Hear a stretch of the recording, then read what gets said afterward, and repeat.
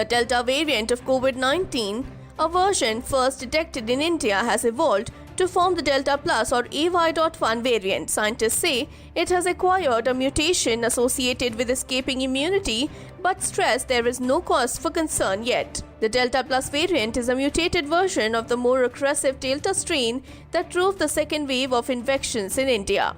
It is characterized by the K417N mutation in the spike protein of the SARS-CoV-2 virus that causes the COVID-19 disease.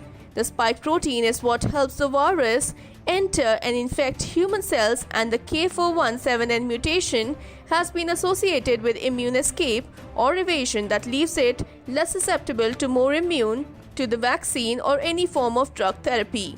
The government on Tuesday said the Delta Plus variant has been around since March this year. It is not, however, a variant of concern at this point. Dr. V.K. Paul, member Niti Aayog, said that its presence has been detected and submitted to global data system.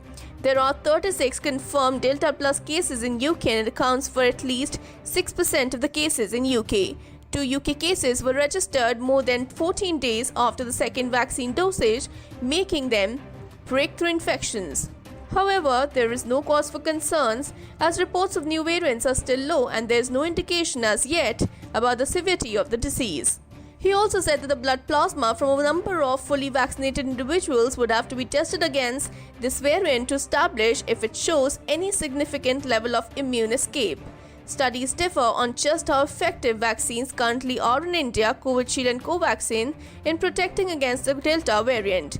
AIMS study indicated it might not protect people even after the second dose, while a research letter published in The Lancet said that Covishield, the AstraZeneca shot, provided 79% protection after 2 doses.